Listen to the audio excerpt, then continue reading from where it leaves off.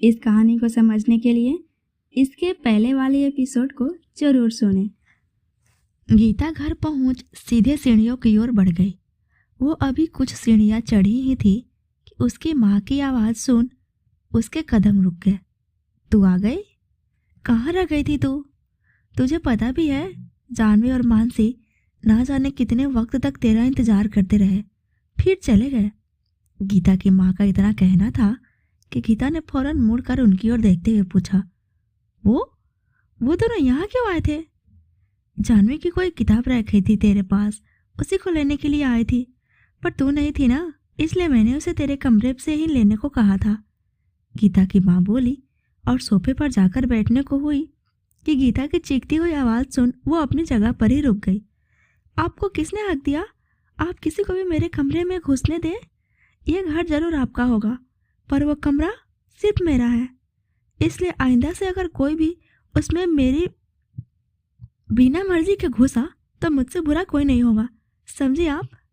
पर बेटा, मानसी की माँ ने कुछ कहना चाहा, पर मानसी ने पूरी तरह से उन्हें इग्नोर कर अपने कमरे की ओर बढ़ गई। अपने कमरे में पहुंच उसने फौरन चारों तरफ नज़र घुमाते हुए देखा तो उसे हर चीज़ अपनी जगह पर ही दिखी। वो जो जहाँ रखी गई थी हर चीज़ वहीं रखी गई थी, पर यह सब कुछ देखने के बाद भी उसे कुछ कमी सा महसूस हो रहा था। तभी उसकी नज़र अपने स्टडी टेबल पर गई। वो फौरन दौड़कर उसके पास गई और अपना ड्रावर चेक किया तो उसकी आंखें हैरानी से फैल गई। उसके सर पर पसीने की बूंदें चमकने लगी। वो मैप कहाँ गया? कहीं जानवी तो हूँ से नहीं, ऐसा नहीं हो सकता। वो मेरी इतने दिनों की मेहनत को ऐसे ही बर्बाद नहीं कर सकती। नहीं, मैं ऐसा नहीं होने दे सकती। गीता खुद में ही बड़बड़ाते हुए अपने बेड पर जाकर सर पकड़कर बैठ गई। कुछ पल तक वो शांत रही और फिर अचानक से उठी और अपने पर्स से अपना फ़ोन निकालकर किसी को कॉल लगा दिया। 2-4 रिंग के बाद दूसरी तरफ से कॉल के रिसीव होते ही गीता ने अपने सर पर आए पसीने को पोंछते हुए सख्ती से कहा, प्लान बी। हाँ, दूसरी तरफ से एक छोटा सा जवाब आया और गीता ने फ़ोन काट कर बेड पर फेंका और खुद भी जाकर पीठ के बल अपने बेड पर लेट गई। अपनी दोनों बाहें फैलाए वो ऊपर छत की ओर एकटक नज़रों से देखे जा रही थी, पर उसकी आंखें शांत नहीं थी। उसकी आंखों में हजारों राज छुपे थे जिसे समझ पाना हर किसी के बश की बात नहीं थी। मानसी अपने कपड़े बदलकर बाथरूम से बाहर आई तो अब भी जानवी को वैसे ही बेड पर लेटा हुआ देख मानसी ने नाम में अपना सर हिला दिया और अपने हाथ में लिया टॉवल टेबल पर रख उसकी ओर बढ़ गई। तेरे नज़रों की तपिश से उस मामूली से कागज से कोई बदलाव नहीं आने वाला है, समझी? मानसी ने जानवी के पास खड़े होकर उसे घूरते हुए कहा ही था कि जानवी फौरन अपनी जगह से उठी और मानसी को धक्का देते हुए वापस से अपने स्टडी टेबल की ओर बढ़ गई। उसकी ये हरकत देख मानसी ने हैरानी से पूछा, क्या हो गया तुझे? ऐसे खुले सांड की तरह क्यों भाग रही है? जानवी ने उसके सवाल का कोई जवाब नहीं दिया और अपने काम में लग गई। उसने उस पेपर को टेबल पर रखा और ड्रावर में कुछ ढूंढने लगी। जल्दी ही उसने ड्रावर से मोमबत्ती निकाले और लाइटर से उसे जलाकर टेबल के ऊपर रख दिया। जानू, तो आखिर ये कर क्या रही है? इन सब से क्या? मानसी अभी कह ही रही थी कि अपने सामने का नज़ारा देख उसकी आंखें हैरानी से फटी की फटी रह गई। जानवी उस मोमबत्ती के आग के सामने अपने हाथ में लिया वो पेपर घुमा रही थी और उस आग की तपिश से उस पेपर पर लिखे अक्षर धीरे धीरे उभर कर बाहर आ रहे थे। मानसी ने जानवी के कंधे पर हाथ रखा तो जानवी ने उसकी तरफ देख एक मुस्कान दी और उस पूरे पेपर को उस आग के सामने घुमाने लगी। जानू, ये तो...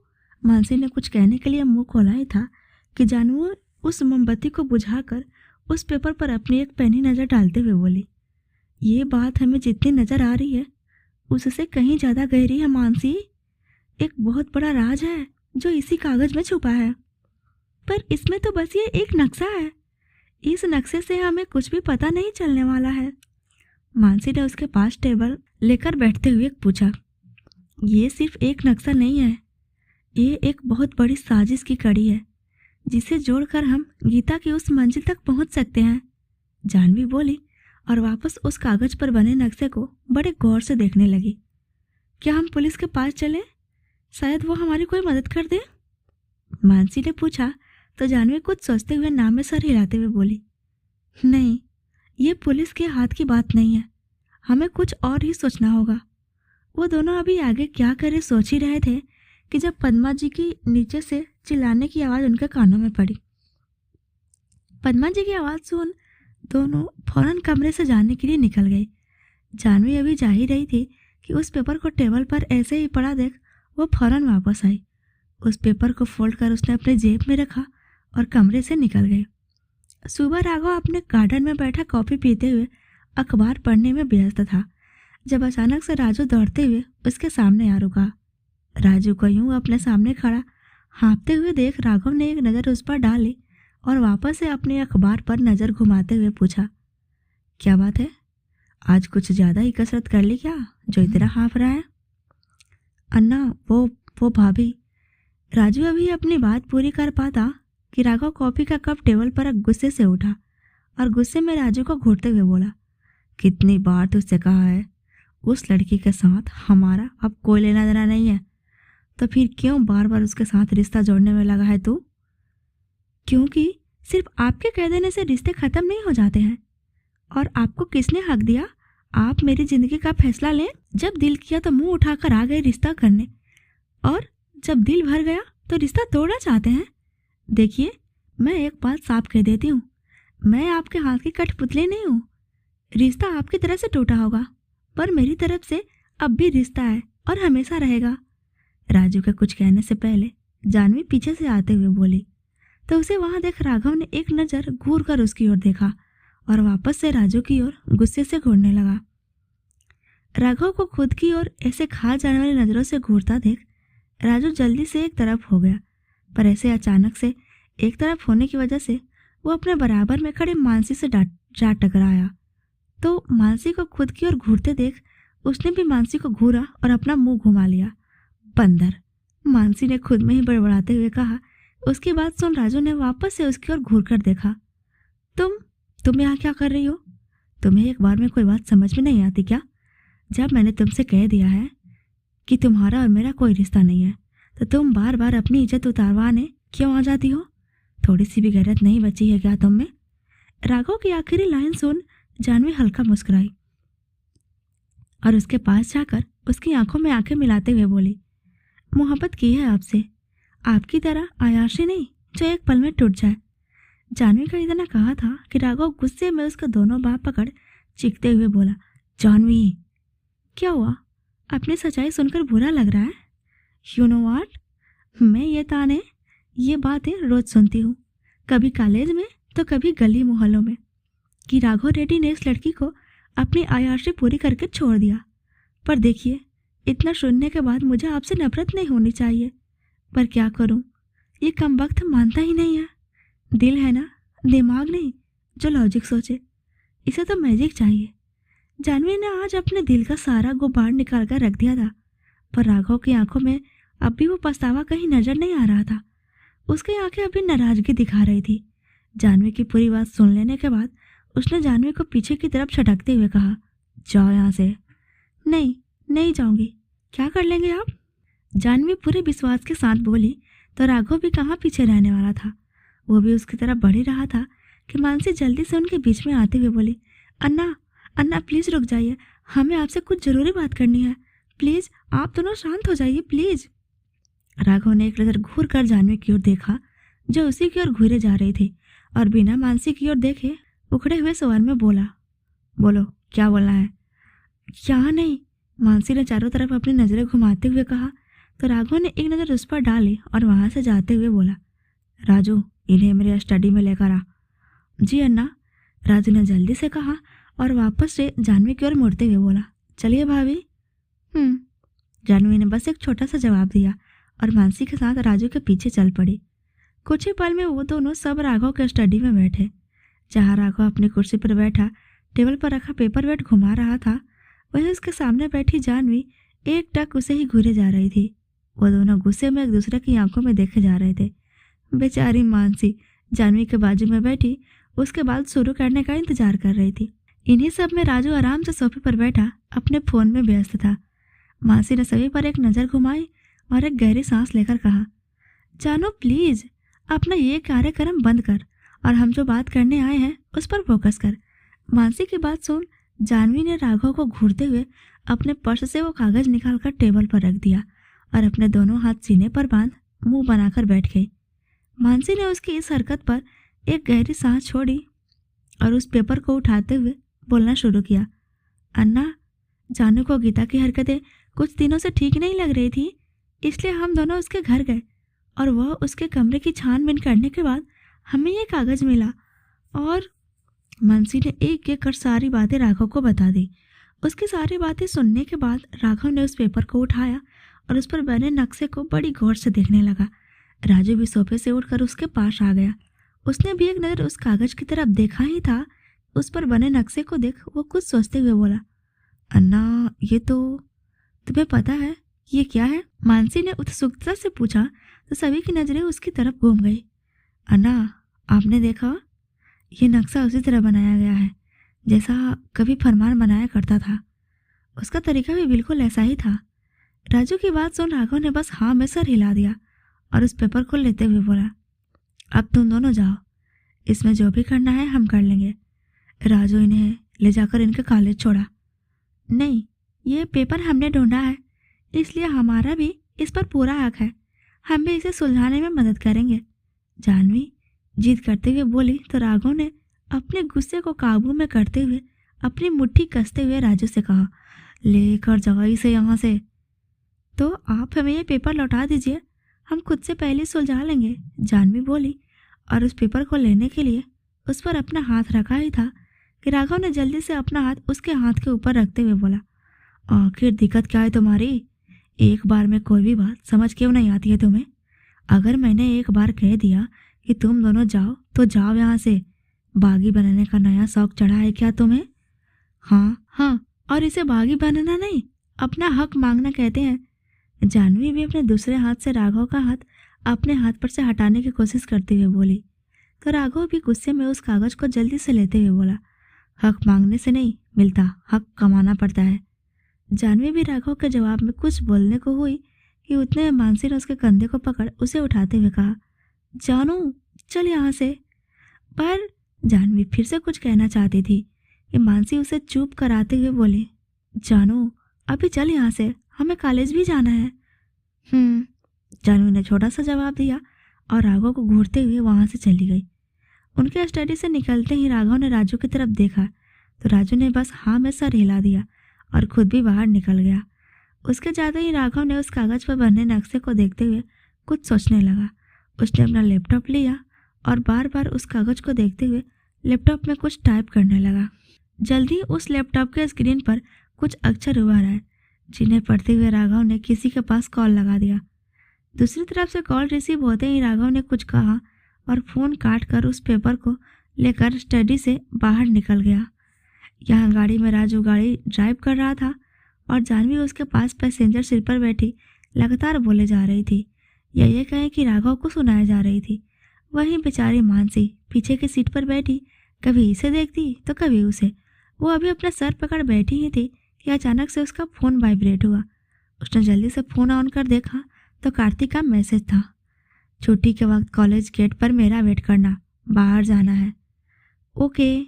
बहुत वक्त तक सोचने के बाद मानसी ने बस एक छोटा सा जवाब लिखा और अपना फ़ोन बंद कर सीट पर पीछे की तरफ टिका कर आंखें बंद कर ले।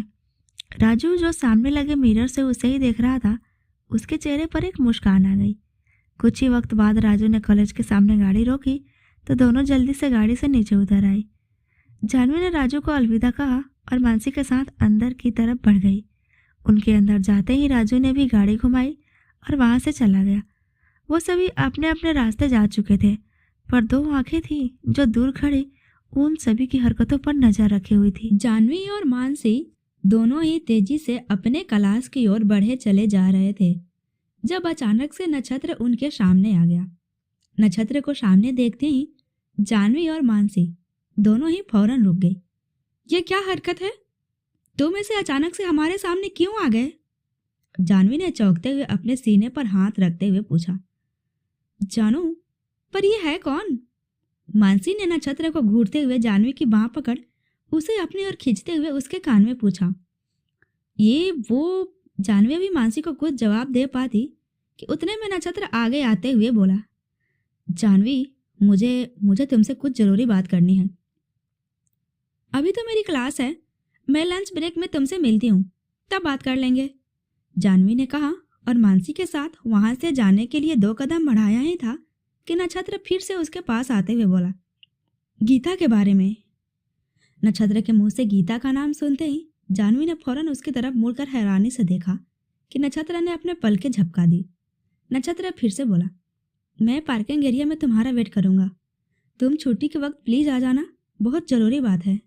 जानवी ने उसकी बात सुन बस अपना सर हिला दिया और वहां से मानसी के साथ चली गई। उसके वहां से जाते ही नक्षत्र ने भी एक गहरी सांस भरी और वो भी वहां से चला गया। यहाँ जानवी और मानसी अपने क्लास में पहुंचते तो उन्हें पहले ही बेंच पर बैठी गीता दिखी। गीता को देखते ही जानवी और मानसी ने फौरन एक दूसरे की तरफ देख आंखों ही आंखों में कुछ इशारे किए और अपने बेंच की तरफ बढ़ गए। हे, कहाँ रह गई थी तुम दोनों? चलो जल्दी बैठो, सर बस आने वाले ही हैं। गीता ने जानवी और मानसी को आते देख मुस्कुराते हुए कहा तो उन दोनों ने भी हल्की मुस्कान के साथ हाँ में सर हिला दिया और जाकर बेंच पर बैठ गई। कुछ ही वक्त में प्रोफेसर के आते ही सभी पढ़ाई में मगन हो गए, पर जानवी जो गीता के ठीक बाजू में बैठी थी उसकी नजरें बार बार गीता पर जा रही थी। उसे अभी भरोसा नहीं हो रहा था कि गीता कभी कुछ भी ऐसा कर सकती है और ऊपर से नक्षत्र की सुबह की बात याद कर उसे और ज्यादा ही चिंता हो रही थी। उसका ध्यान इन्हीं सब ख्यालों में उलझा हुआ सा था। छुट्टी के वक्त मानसी फौरन कार्तिक के कहे अनुसार क्लास से निकल गई। वो जाकर कॉलेज के गेट के पास खड़ी हुई ही थी कि उसके पास कार्तिक की गाड़ी आकर रुकी। कार्तिक की गाड़ी को देखते ही उसने एक गहरी सांस ली और आहिस्ता आहिस्ता उस गाड़ी की तरफ बढ़ चली। उसने जाकर गाड़ी का गेट खोला और अंदर बैठी ही थी कि कार्तिक ने फौरन गाड़ी स्टार्ट कर आगे बढ़ा दी। मानसी ने अभी तक सीट बेल्ट नहीं बांधा था तो अचानक से आगे झुक गई और उसका सर सामने डैशबोर्ड से टकराते टकराते बचा। अपने सीट बेल्ट बांधो और सही से बैठो, अपनी ये 3rd क्लास हरकतें करना बंद करो, समझी? कार्तिक की यह बात सुन मानसी ने हैरानी से उसकी तरफ देखा तो कार्तिक बिना उसकी तरफ देखे ही बोला, अब मुझे यूं घूरना बंद करो। और ये क्या कपड़े पहने हैं तुमने? एक बात कान खोलकर सुन लो, तुम अब मेरी कार्तिक स्वामी की होने वाली बीवी हो तो उसी तरह पेश आओ। ये भीख मंगों की तरह कपड़े पहनना तुम्हें सूट करता होगा पर मुझे बिल्कुल भी नहीं करता, समझी? कार्तिक की ये बातें सुन मानसी की आंखें हल्की सी नम हो गई, पर उसने खुद को संभाला और धीरे से बोली, जी। मानसी ने अपने आंख के कोने में आए आंसू की हल्की सी बूंद को साफ किया और खिड़की से बाहर देखने लगी। कार्तिक ने एक नज़र उसकी तरफ देखा और वापस से अपना चेहरा फेर कर सामने देखने लगा। जल्दी उनकी गाड़ी एक बड़े से ऑडिटोरियम के सामने जाकर रुकी। ये हैदराबाद का सबसे बड़ा ऑडिटोरियम था जहाँ बड़े बड़े शोज ऑर्गेनाइज हुआ करते थे और आज भी यहाँ पर स्वयंवर था। स्वयंवर यानी नई नई ज्वेलरीज का एग्जीबिशन, जहाँ आज हैदराबाद के सभी दिग्गज लोग आए थे। कार्तिक ने गाड़ी रोकी और फौरन गाड़ी उतर नीचे आया। उसने मानसी की तरफ का गेट खोला था। मानसी ना चाहते हुए भी उसका हाथ पकड़ गाड़ी से नीचे उतरी। उसने गाड़ी से उतर सामने देखा तो स्वयंवर का पोस्टर देख उसने हैरानी से कार्तिक की तरफ देखा। उसे अपनी ओर इतनी हैरानी से देखता देख कार्तिक ने उसके कमर पर अपना हाथ रखा और सामने देखते हुए हल्की मुस्कान के साथ बोला, मुझे इतनी हैरानी से देखने की जरूरत नहीं है, चुपचाप अंदर चलो। मानसी ने उसकी बात सुन बस हाँ में सर हिला दिया तो दोनों अंदर की तरफ बढ़ गए। अंदर पहुंची तो अंदर का नजारा देख मानसी की आंखें तो फटी की फटी रह गई। वहां एक से बढ़कर एक खूबसूरत ज्वेलरी 100 पीस की तरह रखी गई थी और पूरे हॉल में अमीरों का जमावड़ा लगा था। वहां की चकाचौंध में मानसी खुद को अब सच में फीकी सी लगने लगी थी। कार्तिक ने जब उसके चेहरे के भाव देखे तो फौरन उसकी कमर को हल्का सा दबाते हुए धीरे से बोला, ये मुंह फाड़ना बंद करो और नॉर्मल बिहेव करो। अपनी गरीबी का यहाँ प्रदर्शन लगाने की जरूरत नहीं है। मानसी ने कार्तिक की बात समझते हुए जल्दी से अपनी नजरें झुका ली। उसे खुद की हरकतें आज अजीब लगने लगी थी। कार्तिक ने उसकी कलाई पकड़ी और आगे बढ़ गया। वो दोनों एक एक कर ज्वेलरी देख रहे थे। जब एक ज्वेलरी के सामने कार्तिक रुक गया, वो बॉक्स के अंदर रखे उस ब्रासलेट को ध्यान से कुछ पल देखा, फिर उसके पास खड़ी एक लेडी को उस ब्रेसलेट को निकालने को कहा। यस सर, वो लेडी एक मुस्कान के साथ बोली और उस ब्रेसलेट को निकालकर कार्तिक के हाथ में दे दिया। थैंक यू, कार्तिक ने उस ब्रेसलेट को लेते हुए कहा और मानसी की तरफ मुड़ा। कार्तिक ने मानसी का हाथ अपने हाथ में लेकर वो ब्रेसलेट पहनाने को हुआ कि मानसी, जो अभी पूरे हॉल को देखने में व्यस्त थी, कार्तिक के ऐसे अचानक हाथ पकड़ने की वजह से थोड़ा चौंक गई और उसी के चलते वो ब्रेसलेट कार्तिक के हाथ से छिटक कर नीचे जमीन पर जा गिरा। I'm सॉरी, वो मेरा ध्यान नहीं था। मानसी अभी कह ही रही थी कि कार्तिक ने गुस्से में अचानक से उसे मारने के लिए अपना हाथ उठाया ही था कि तभी किसी ने बीच में आकर उसका हाथ पकड़ लिया। मानसी, जो थप्पड़ के डर से अपनी आंखें बंद किए खड़ी थी, दर्द का एहसास ना होते देख उसने फौरन अपनी आंखें खोली कि सामने अपने खड़े इंसान को देख चौंकते हुए बोली, तुम यहाँ क्या कर रहे हो? और छोड़ो मेरा हाथ। कार्तिक अपना हाथ छुड़ाने की कोशिश करते हुए बोला, मैं यहाँ क्या कर रहा हूँ ये बात तो बात की है, पर पहले तुम्हारे बर्ताव के बारे में तो बात हो जाए। ये क्या तरीका है तुम्हारा एक लड़की के साथ बर्ताव करने का? यूँ सबके सामने कोई किसी लड़की पर हाथ? वो इंसान अभी बोल ही रहा था कि कार्तिक उसके हाथ से अपने हाथ को एक झटके में अलग कर पीछे खींचते हुए बोला, राजू भाई, हाँ, अब तुम जैसा गुंडा मावाली मुझे बताएगा कि मुझे अपनी मंगेतर के साथ कैसे पेश आना चाहिए, जिसका खुद का कोई ठिकाना नहीं है ना बाप का पाता है और न ही माँ का। वो मुझे ज्ञान दे रहा है। कार्तिक की बातें सुन राजू का गुस्सा तो 7वें आसमान पर पहुंच गया। उसने फौरन कार्तिक का कॉलर पकड़ा और उसे मारने के लिए हाथ उठाया ही था कि मानसी ने जल्दी से बीच में आकर उसे कार्तिक से अलग करते हुए पीछे धकेल दिया। मानसी को ऐसा करते देख जहां कार्तिक एक बड़ी सी मुस्कान के साथ राजू की तरफ देख रहा था, वहीं राजू के चेहरे पर हैरानी साफ तौर से नजर आने लगी थी। जाओ यहाँ से, प्लीज चली जाओ। मानसी गुस्से में राजू की तरफ देखकर बोली कि राजू ने गुस्से में अपनी मुट्ठी भींच ली और मानसी को घूरते हुए वहां से चला गया। उसके जाते ही कार्तिक ने एक बड़ी सी मुस्कान के साथ नीचे पड़े उस ब्रेसलेट को वापस से उठाया और मानसी को पहना दिया। कुछ वक्त बाद कार्तिक और मानसी वहां से निकल गए। कार्तिक ने मानसी को जानवी के घर छोड़ा और चला गया। मानसी गाड़ी से उतरी और घर के अंदर अभी कदम रखी ही थी कि हॉल में बैठी पद्मा जी ने उसकी ओर देखते हुए पूछा, आ गई तुम?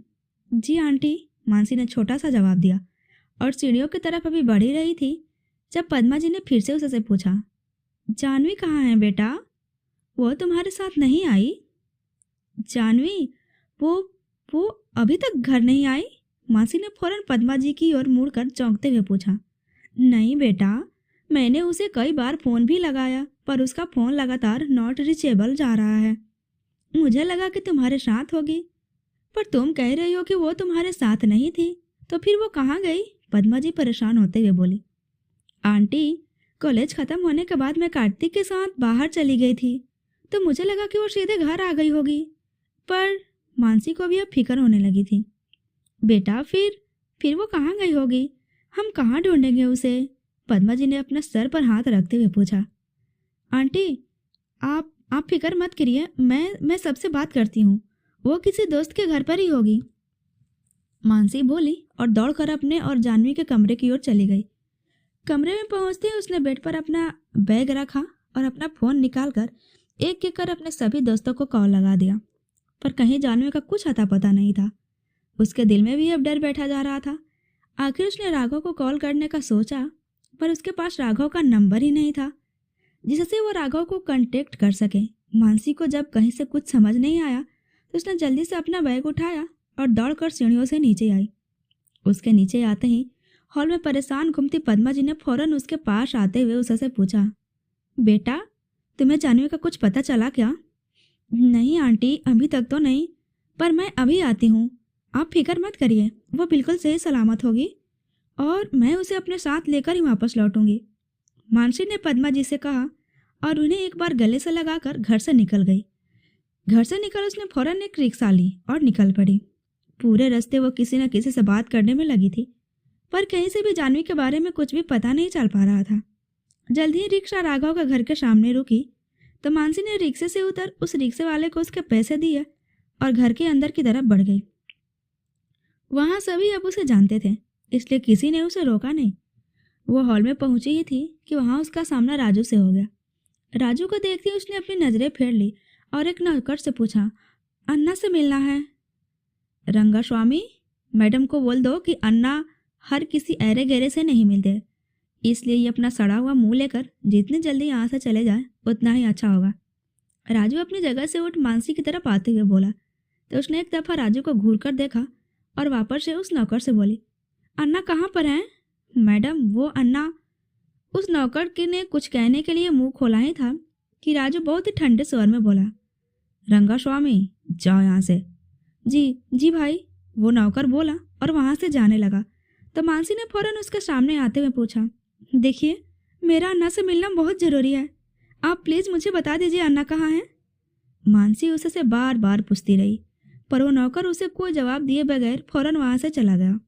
उस नौकर के वहाँ से जाते ही मानसी ने तुरंत मुड़कर राजू की तरफ देखा और गुस्से में उसे घूरते हुए बोली, आखिर प्रॉब्लम क्या है तुम्हारी? क्यों परेशान कर रहे हो मुझे?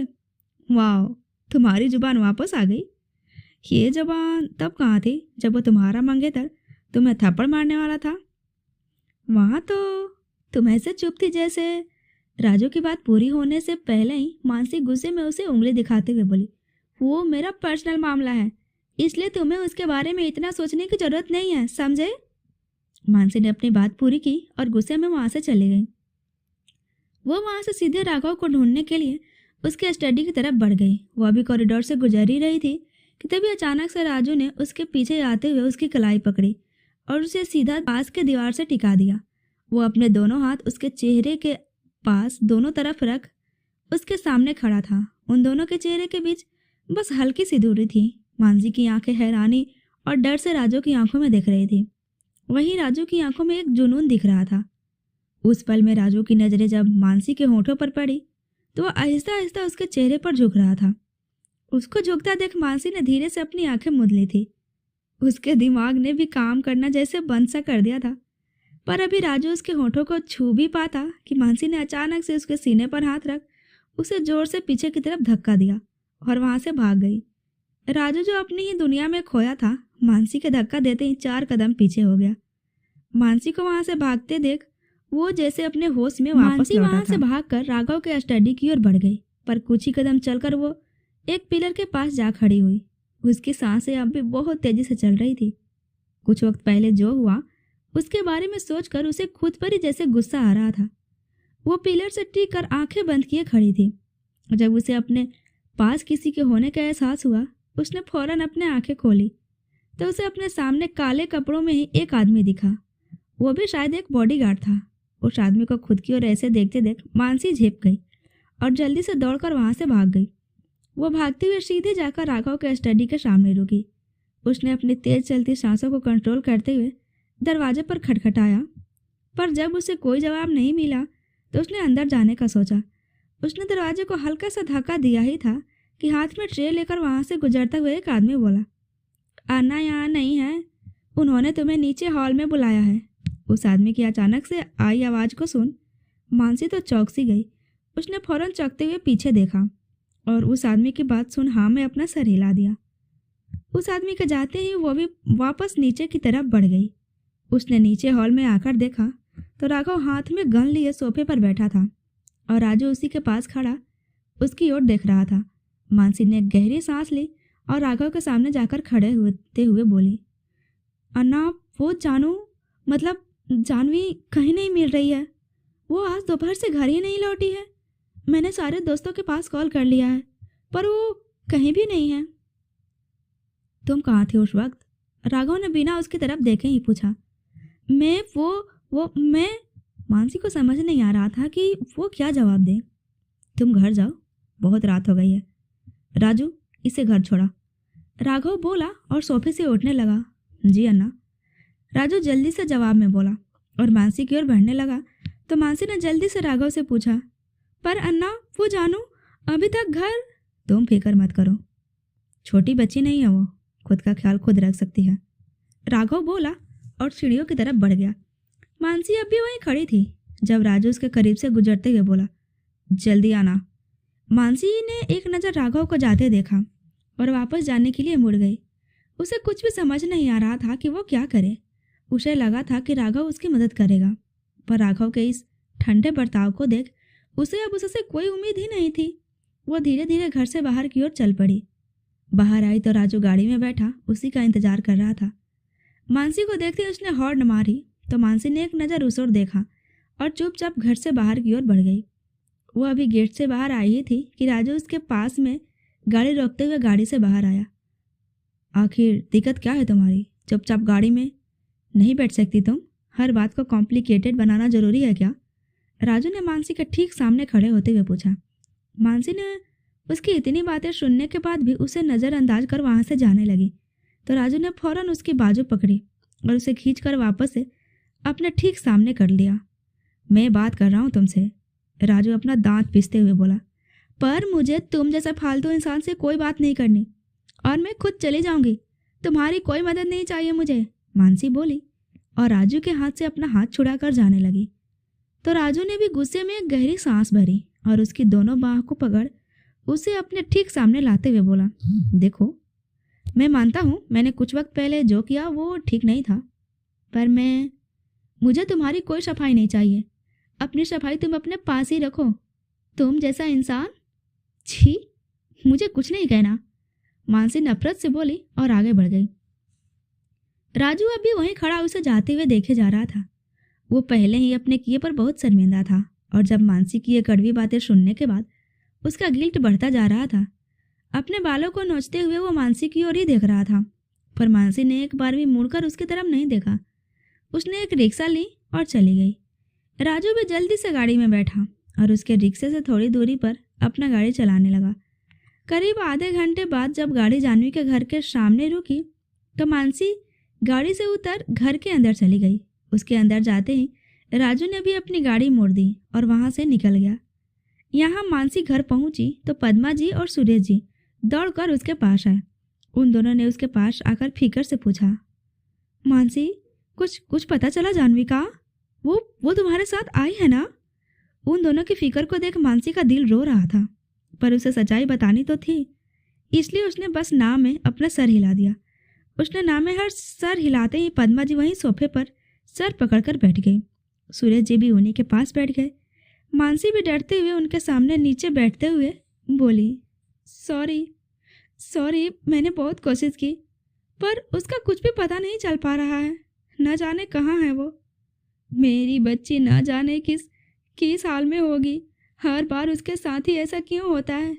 आप कैसे भी करके मेरी बच्ची को लेकर आइए। आप सुन रहे हैं ना? मुझे मेरी बच्ची किसी भी कीमत पर चाहिए। आप लेकर आए उसे। पद्मा जी पागलों की तरह सुरेश जी से बोले जा रही थी। सुरेश जी ने भी उनकी ये हालत समझते हुए उन्हें फौरन अपने सीने से लगा लिया और उनकी पीठ थपथपाते हुए बोले, तुम फिक्र मत करो, मैं लेकर आऊँगा उसे। वो जहाँ भी होगी बिल्कुल ठीक होगी। वहीं दूसरी तरफ उसी टूटे मकान में खड़ी गीता ने अपने सामने खड़े एक आदमी के चेहरे पर एक जोरदार थप्पड़ चिपका दिया और गुस्से में उसे घूरते हुए बोली, एक काम दिया था तुझे, पर तुझसे वो भी ठीक से ना हो सका। आज अगर वो लड़की हमारे पास होती तो सारा खेल हमारे हाथ में होता। उस राघव रेड्डी को हम चाहे जैसे वैसे नचा सकते, पर ये नहीं हो सकता क्योंकि तेरे से ये काम भी नहीं हुआ। मैंने कोशिश की थी और उसे पार्किंग में भी ले आया था, पर वो मेरी गाड़ी से ऐसे अचानक कहीं गायब हो जाएगी ये नहीं सोचा था मैंने यार। वो लड़का चिढ़ते हुए बोला, नक्षत्र, तुझे पता भी है तूने कितनी बड़ी गलती की है। आज तेरी वजह से मेरा सारा प्लान चौपट हो गया है। 1 हफ्ते में इलेक्शंस है और हमें किसी भी हाल में राघव रेड्डी को जीतने से रोकना होगा, क्योंकि अगर वो इस बार फिर से जीत गया तो हम कुछ भी नहीं कर पाएंगे, कुछ भी नहीं। गीता ने नक्षत्र का कॉलर पकड़ते हुए कहा और उसे पीछे की तरफ धक्का दे दिया। गीता, जो हो गया उसे हम बदल नहीं सकते, अब हमें कुछ और सोचना होगा। मालिक अपनी कुर्सी पर बैठा बोला तो गीता ने एक नज़र उस पर डाली और वापस से सामने देखते हुए कहा, राघव रेड्डी की बस 2 ही कमजोरी है, एक उसकी जान और दूसरी। वो कहते कहते रुकी तो मालिक और नक्षत्र दोनों ने एक साथ पूछा, और दूसरा वो अनाथ आश्रम। अब अगर जानवी हमारे पास नहीं है तो हमें उस अनाथ आश्रम को अपना हथियार बनाना होगा। वहाँ के छोटे छोटे मासूम बच्चों से मिलकर उनका हाल चाल तो जानना ही पड़ेगा। गीता ने उन दोनों की तरफ देखकर एक मुस्कान के साथ कहा, ये बात तो ठीक है, पर मुझे एक बात समझ नहीं आ रही है कि ये जानवी अचानक से गायब कहाँ हो गई। और आज पूरे दिन मैंने सब पर नजर रखा और किसी को उसके बारे में कुछ भी खबर नहीं है। मालिक ने थोड़ा सोचते हुए पूछा, अरे वो छोड़ो, मुझे तो ये समझ नहीं आ रहा कि तुम लोग जानवी के पीछे क्यों पड़े हो, जबकि पूरा शहर यह बात जानता है कि राघव रेड्डी ने उसे छोड़ दिया है। फिर हम क्यों उसके पीछे दौड़ रहे हैं? उसके बदले हम सीधे राघव रेड्डी पर हमला कर सकते हैं। नक्षत्र की बातें सुन गीता ने फिर से एक जोरदार चमाचा उसके गाल पर दे मारा और गुस्से में उसे आंखें दिखाते हुए बोली, अपनी अकल का नमूना हमें दिखाने की कोई जरूरत नहीं है। जाओ, जाके उस अनाथ आश्रम पर नजर रखो। नक्षत्र ने उसकी बात मानते हुए हाँ में सर हिला दिया और वहां से चला गया। उसके जाते ही मालिक अपनी जगह से उठकर गीता के पास आया और उसके सामने खड़े होते हुए पूछा, तो क्या जानवी को तुम ऐसे ही जाने दोगी? उसके लिए तो बहुत खास है मेरे पास, आदमी लगा दिया है, बहुत जल्द वो भी मिल जाएगी। फिर जीत हमारी होगी। गीता एक सादिन मुस्कान के साथ बोली और वहां से चली गई। राजू घर वापस लौटा तो सीधे राघव के कमरे की ओर बढ़ गया। उसके कमरे में जाकर उसने देखा तो राघव बैठा लैपटॉप पर कुछ काम कर रहा था। उसको इतना शांत बैठा देख राजू उसके सामने आकर बैठा और बोला, आप में दिल नाम की कोई चीज भी है कि नहीं? आप ऐसा कैसे कर सकते हैं? क्या आपने सच में भाभी से कभी प्यार नहीं किया था? मैं अभी बहुत ज़रूरी काम कर रहा हूँ, इसलिए प्लीज़ मुझे परेशान करना बंद कर और जाकर सो जा। राघव चीढ़ते हुए बोला, आप जैसा बेदर्द मैं इस दुनिया में कभी नहीं देखा। पर आपको क्या लगता है आपको उनकी फिक्र नहीं है? तो क्या किसी को भी नहीं है? उनका ये भाई अब भी जिंदा है, मैं उन्हें ढूंढ कर जरूर निकालूंगा। राजू गुस्से में राघव को घूरते हुए बोला और दंदनाते हुए कमरे से निकल गया। उसको जाते देख राघव ने नाम में अपना सर हिला दिया और वापस से अपने काम में लग गया। वहीं राजू कमरे से निकल सीढ़ियों की तरफ बढ़ गया। आखिर समझते क्या ये खुद को? इनको फिक्र नहीं है तो क्या मुझे फिक्र नहीं है?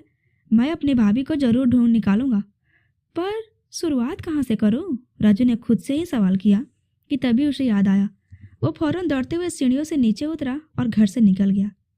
यहाँ दूसरी तरफ मानसी जो सुरेश जी के साथ पुलिस स्टेशन के बाहर खड़ी थी, उसने जब अपने फ़ोन पर एक अननोन नंबर से कॉल आते देखा तो थोड़ा सोचते हुए कॉल रिसीव किया ही था कि दूसरी तरफ से राजू की आवाज़ आई, मैं भाभी के घर से थोड़ी ही दूर पर बने चाय की टपरी के पास तुम्हारा इंतजार कर रहा हूँ, जल्दी से आओ। क्यों, अब क्या चाहते हो तुम? मानसी ने सुरेश जी से थोड़ा दूर जाते हुए धीमी स्वर में मगर गुस्से में पूछा। देखो, मेरे पास तुम्हारे इन फालतू सवालों के लिए कोई वक्त नहीं है, इसलिए प्लीज़ तुम जल्दी आओ। भाभी को ढूंढने में मुझे तुम्हारी मदद चाहिए। राजू के मुंह से जानवी को ढूंढने के बारे में सुनकर मानसी ने थोड़ा सोचा और फिर छोटा सा जवाब दिया, ठीक है, जल्दी आओ। राजू बोला और फ़ोन कट कर दिया।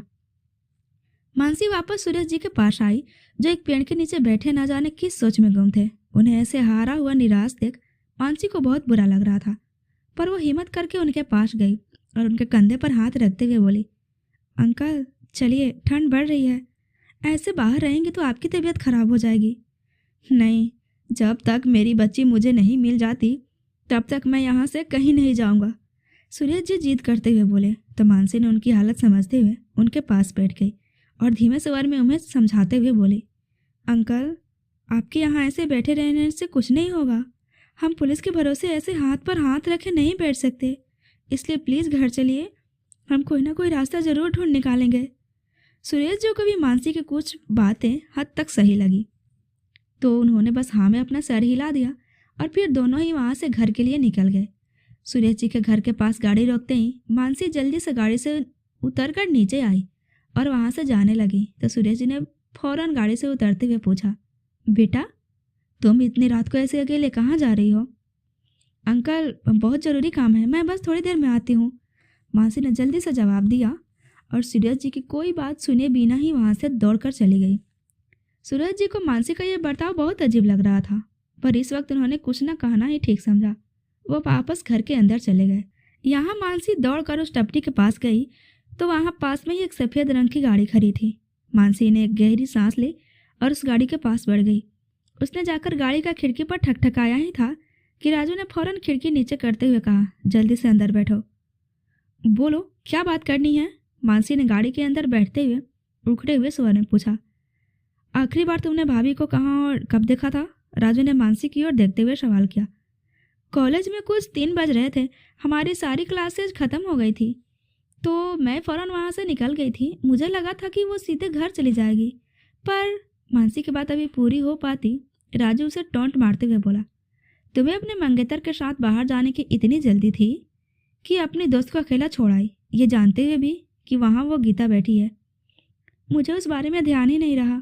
कार्तिक ने बार बार कॉल आ रहे थे, इसलिए मैं। मानसी ने शर्मिंदगी से अपना सर झुका लिया। बस, इसका मतलब है कि भाभी को तुमने आखिरी बार कॉलेज में देखा था और तुमने अभी तक वहीं चेक नहीं किया है, राजू मानसी को घूरते हुए बोला। तो मानसी ने अपने सर पर चपत लगाते हुए कहा, अरे हाँ, मैं तो भूल ही गई थी, पर उसके वहाँ होने के चांसेस बहुत कम हैं। 6 बजे गेट बंद हो जाता है और उससे पहले प्यून सारे कमरे चेक करता है। अगर वो वहाँ होती तो उन्हें तो पता होता ना। हाँ, तुम अब घर जाओ, मैं देखता हूँ आगे क्या करना है, राजू ने कुछ सोचते हुए कहा। तो मानसी फौरन बोली, नहीं, मुझे भी अपने दोस्त को ढूंढना है। कल सुबह मुझे यहीं मिलना, अभी घर जाओ, तुम्हारा रात को यूं बाहर रुकना ठीक नहीं है, राजू ने कहा। तो मानसी ने एक नज़र उसे घूर कर देखा और मन ही मन बोली, ये ख्याल तब नहीं आया था जब मुझे किडनैप किया था। हिपोक्रेटिक कहीं के। ओ किस सोच में पड़ गई, जाओ यहाँ से, राजू बोला। तो मानसी अपने होश में आई। उसने जल्दी से हाँ कहा और गाड़ी से उतर कर चली गई। मानसी गाड़ी से नीचे उतरकर घर की ओर बढ़ गई। राजू गाड़ी में बैठा उसे तब तक देखता रहा जब तक वो उसकी आंखों से ओझल ना हो गई। उसके वहाँ से जाते ही राजू ने भी अपनी गाड़ी स्टार्ट की और वहाँ से चला गया। सुबह सुबह राजू तैयार होकर घर से निकल ही रहा था कि बाहर निकलते निकलते उसकी मुलाकात राघव से हुई, जो अपने जॉगिंग सूट में पसीने से तरबतर अंदर की ओर जा रहा था। राघव को देख राजू अपना मुंह मोड़ते हुए जाने को हुआ कि तभी राघव की आवाज़ उसके कानों में पड़ी। कल की रैली की सारी तैयारियां हो गई? मुझे नहीं पता, राजू मुंह बनाते हुए बोला और जाने को हुआ। जो काम दिया है उसे आज रात तक पूरा कर, और मुझे कल की रैली में किसी भी तरीके की कोई प्रॉब्लम नहीं चाहिए। राघव उसी तरह राजू की तरफ पीठ किए खड़े हुए ही बोला। तो राजू का गुस्सा सातवें आसमान पर पहुंच गया। वो गुस्से में दंदनाते हुए राघव के सामने आ खड़ा हुआ और उसे घूरते हुए नाराजगी से बोला, अन्ना, मानता हूँ कि आप भाभी से प्यार नहीं करते, पर कम से कम इंसानियत के नाते तो उनके बारे में बस एक बार सोच लीजिए। कल दोपहर से वो गायब है और आपको अपने इलेक्शन और रैलीज की पड़ी है। इंसानियत नाम की कोई चीज़ आप में है भी कि नहीं? मैं पहले भी कह चुका हूँ और आज फिर से कह रहा हूँ, वो लड़की मेरे लिए कोई मायने नहीं रखती, इसलिए उसके साथ क्या होता है क्या नहीं उससे भी मुझे कोई फ़र्क नहीं पड़ता। तेरे लिए भी अच्छा यही होगा कि तू उससे जितना हो सके उतना दूर रह, राघव ने सख्ती से कहा। और राजू की बात सुने भी ना अंदर की ओर बढ़ गया। राजू ने राघव को ऐसे जाते देख गुस्से में अपनी मुट्ठी भींच ली और अपनी गाड़ी लेकर घर से निकल गया। वो सीधे जाकर वहीं उसी चाय की टपरी के पास पहुंचा तो मानसी एक पेड़ के नीचे खड़ी उसी का इंतजार कर रही थी। उसने आज एक ब्लू जीन्स के साथ वाइट शर्ट पहन रखी थी और बालों की पोनी बनाई हुई थी। उसका ये लुक बहुत कूल लग रहा था। राजू जो उसे निहारने में व्यस्त था, उसे जब अपने कपड़ों का भान आया तो उसने फौरन अपने गाड़ी में लगे रियर व्यू मिरर में खुद की ओर देखा तो आज उसने भी मानसी की तरह ही ब्लू जीन्स के साथ वाइट शर्ट पहना था। राजू ने अपने दोनों हाथ अपने चेहरे पर रख लिए और अपने कपड़ों की पसंद पर पछता ही रहा था जब मानसी ने उसकी गाड़ी का गेट खोला। गेट के खुलने की आवाज़ से उसने फौरन अपने चेहरे पर से हाथ हटाकर उसकी ओर देखा तो मानसी बाहर खड़ी उसे ही देखे जा रही थी। उसकी आंखों में भी हैरानी थी, जिसे देख राजू ने अपने दांत दिखा दिया। मैं अभी कपड़े बदल कर दोनों एक दूसरे की तरफ देखते हुए एक साथ ही बोले कि अचानक से चुप हो गए। कुछ पल की शांति के बाद वहाँ एक जोर की हंसी गूंजी। राजू और मानसी एक दूसरे की तरफ देखते हुए जोर जोर से हंसे जा रहे थे। मानसी हंसते हुए गाड़ी में आ बैठी। दोनों कुछ पल बाद शांत हुए और राजू ने गाड़ी स्टार्ट कर दी। मानसी जब राजू की तरफ देखती उसे अजीब ही लगता। तुम्हें कुछ पता चला? मानसी ने बहुत वक्त बाद खामोशी को तोड़ते हुए पूछा। ज़्यादा कुछ तो नहीं, पर एक बात पता चली है कि गीता का इसमें कोई हाथ नहीं है। कल पूरे टाइम मेरे आदमी उस पर नज़र रखे हुए थे, पर उसकी भाभी के साथ 3 बजे के बाद कोई मुलाकात नहीं हुई है। राजू ने एक नज़र मानसी की ओर देखते हुए जवाब दिया। ऐसा भी तो हो सकता है ना कि उसने किसी के हाथों जानू को अगवा करवाया हो, ताकि कोई उस पर शक ना करे। मानसी ने अपना शक जाहिर करते हुए कहा, हाँ मुझे लगता है कि तुम ठीक कह रही हो, ऐसा हो सकता है, इसलिए मैंने अपने 2 आदमियों को उसके पीछे लगा दिया है। वो लोग मुझे उसके पल पल की खबर देते रहेंगे। राजू ने कहते कहते गाड़ी रोक दी तो उसके गाड़ी रोकते ही मानसी ने फौरन बाहर देखा तो उनके कॉलेज के पीछे वाले गेट के सामने खड़े थे। मानसी ने उस जगह गाड़ी रोकी देख राजू से पूछा, हम यहाँ क्यों आए हैं? चलो बताता हूँ, राजू बोला और गाड़ी से नीचे उतर गया। उसका उतरते देख मानसी भी जल्दी से गाड़ी से नीचे उतर गई। राजू अंदर की तरफ जाने लगा तो मानसी भी तेजी से उसके पीछे चल पड़ी। चलते चलते राजू एक बंद कमरे के बाहर रुका तो मानसी भी दौड़कर उसके पास आके खड़े होते हुए गहरी गहरी सांस लेते हुए बोली, हाँ, तुम थोड़ा धीरे नहीं चल सकते क्या?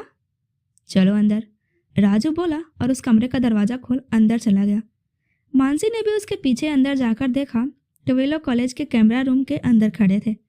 वहाँ खड़े 2 आदमी जो शायद वहाँ के कंट्रोलर थे, वो दोनों तुरंत राजू के पास आए और बोले, भाई आपने जो बोला था वो हो गया, आप प्लीज़ चेक कर लीजिए। हाँ, राजू ने छोटा सा जवाब दिया और उन कंप्यूटर्स की ओर बढ़ गया। वहाँ बैठे एक लड़की ने कल की रिकॉर्डिंग स्टार्ट की तो राजू और मानसी बड़े गौर से उस रिकॉर्डिंग को देख रहे थे, पर उन्हें ऐसा कुछ भी नहीं मिला जिससे वो कुछ भी साबित कर सके। पार्किंग एरिया में भी जानवी को ना देख राजू और मानसी ने एक दूसरे की तरफ देखा और उस रूम से बाहर निकल गए। उसमें तो एक वक्त के बाद जानू कहीं नजर ही नहीं आ रही है। अब हम क्या करेंगे, कहाँ ढूंढेंगे उसे? मानसी कमरे से बाहर निकल राजू के साथ चलते हुए निराश स्वर में बोली। तो राजू ने एक नज़र उसे देखा और आगे बढ़ते हुए बोला, तुम फिक्र मत करो, बस चलो मेरे साथ। क्या तुम्हें कोई रास्ता भी पता है क्या? मानसी ने लगभग उसके पीछे भागते हुए पूछा तो राजू ने बिना उसकी तरफ देखे बस हाँ में सर हिला दिया और आगे बढ़ गया। वहीं दूसरी तरफ गीता और नक्षत्र एक गाड़ी में बैठे एक ओर बढ़ रहे थे। जहाँ नक्षत्र तेजी से गाड़ी चलाने में व्यस्त था, वहीं गीता अपने फ़ोन पर किसी से लगातार बात करने में लगी थी। गीता ने फ़ोन रखा तो नक्षत्र फौरन उसकी तरफ देखकर बोला, आखिर तुम क्यों जानवी के पीछे पड़ी हुई हो? उस बेचारी का तो वैसे भी दिल टूटा हुआ है, उसको और परेशान क्यों करना है तुम्हें? कहीं अपना दिल तो ना दे बैठे ना तुम उसे? गीता ने एक शक भरी नज़र नक्षत्र पर डालते हुए पूछा तो वो जल्दी से हड़बड़ाते हुए बोला, नहीं नहीं नहीं नहीं तो बिल्कुल भी नहीं, ऐसी कोई बात नहीं है।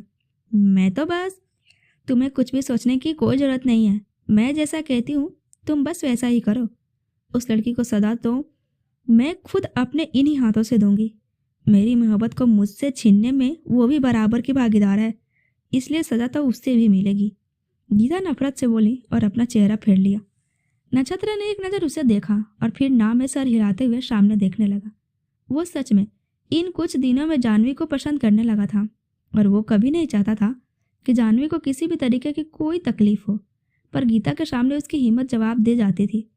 यहाँ गीता को भी कुछ कुछ समझ आने लगा था कि नक्षत्र जानवी को पसंद करने लगा है, इसलिए उसने फौरन अपना प्लान बदलते हुए उसे जानवी को ढूंढने के काम से हटाकर खुद के साथ ले लिया ताकि वह हर पल उस पर नजर रख सके। कुछ वक्त बाद नक्षत्र ने गीता के कहे अनुसार निवासिनी अनाथ आश्रम के सामने ही गाड़ी रोकी तो दोनों ही गाड़ी से उतर बाहर आए। नक्षत्र गाड़ी की डिक्की में रखा गिफ्ट से भरा बड़ा सा बॉक्स निकालने लगा तो वहीं गीता अंदर की तरफ बढ़ गई। वह अपने चेहरे पर एक बड़ी सी मुस्कान लिए चारों तरफ अपनी नज़र दौड़ाते हुए आगे बढ़ रही थी। नक्षत्र बेचारा उसके पीछे पीछे आगे बढ़ा जा रहा था। कॉलेज से निकलकर राजू और मानसी वापस गाड़ी में बैठ निकल पड़े। वो हर उस जगह को देख रहे थे जहाँ जानवी के होने के चांसेस थे, पर उन्हें अब तक जानवी का कुछ भी पता नहीं चल पाया था। दोपहर के 2 बज चुके थे। राजू गाड़ी ड्राइव कर रहा था जब उसकी नज़र अपने बाजू में बैठी मानसी पर पड़ी। उसका उतरा हुआ चेहरा देख राजू ने एक गहरी सांस ली और गाड़ी घुमा दी। जल्दी उसने एक बड़े से रेस्टोरेंट के सामने गाड़ी रोकी और बाहर निकल गया। मानसी ने उसे जब गाड़ी रोककर बाहर जाते देखा तो वो भी जल्दी से गाड़ी से नीचे उतर आई। उसने सामने देखा तो वो दोनों एक रेस्टोरेंट के सामने खड़े थे। हम यहाँ क्या कर रहे हैं? जानू की कुछ खबर मिली है क्या यहाँ से? मानसी ने अब भी वैसे ही धीमे स्वर में पूछा तो राजू ने एक नज़र उसे देखा और अंदर की तरफ बढ़ते हुए बोला, पहले कुछ खा लेते हैं फिर आगे ढूंढेंगे। राजू ये बोल आगे बढ़ गया। वहीं उसकी ये बात सुन मानसी को बहुत गुस्सा आने लगा था। वो तेजी से राजू के पीछे गई और राजू को अपनी तरफ मोड़ते हुए बोली, यहाँ मेरी दोस्त कल से लापता है और तुम्हें खाने की पड़ी है। मुझे लगा था कि तुम सुधर गए, पर नहीं, तुम तो अब भी अपने उस अन्ना जैसे ही हो, बेदर्द। राजू ने चारों तरफ देखा तो मानसी की तेज आवाज के चलते सभी उन्हीं की ओर देख रहे थे। राजू ने मानसी का हाथ पकड़ा और उसे खींचते हुए एक और बढ़ गया। मानसी उसका विरोध करते हुए बार बार उसके कंधे पर मार रही थी, पर उसे जैसे कोई फर्क ही नहीं पड़ रहा था। राजू उसे लेकर कॉरिडोर की तरफ आ गया, जहां लोगों का आना जाना बहुत कम था। उसने मानसी का हाथ छोड़ा ही था कि मानसी ने उसे घूरते हुए गुस्से में कहा, आखिर तुम समझते क्या हो खुद को? तुम्हारी हिम्मत भी कैसे हुई मुझे इस तरह खींच कर लाने की? पहली बात, मेरी हिम्मत क्या है ये तुम बहुत अच्छे से जानती हो, और दूसरी बात, मैं तुम्हें यहाँ लेकर क्यों आया तो सुनो। शक्ल देखी है तुमने अपनी? ऐसा लगता है जैसे अभी बेहोश होकर गिर पड़ोगी। सुबह से कुछ नहीं खाया है तुमने, इसलिए यहाँ लेकर आया हूँ। अब चलो। राजू गुस्से में मगर धीमे स्वर में बोला और एक टेबल की तरफ बढ़ गया, पर मानसी अब भी वहीं खड़ी उसकी ओर ही देखे जा रही थी। उसे वो पल याद आ गया जब उसके बोलने के बावजूद कार्तिक उसकी बातों को, उसकी फीलिंग को समझ नहीं पाता, पर राजू उसके बिना कहीं उसका चेहरा देखकर उसके दिल की बात जान गया था। पूरे दिन वहीं खड़े रहने का इरादा है क्या? अब तुम्हारी दोस्त को ढूंढने में देर नहीं हो रही है? राजू ने टेबल पर बैठ आवाज देते हुए कहा तो मानसी की तंद्रा टूटी। वो फौरन उसकी ओर बढ़ गई। मानसी जाकर राजू के सामने ही टेबल पर बैठ गई। उसे अब अपनी बातों को और अपना बर्ताव याद कर बहुत शर्मिंदगी महसूस हो रही थी।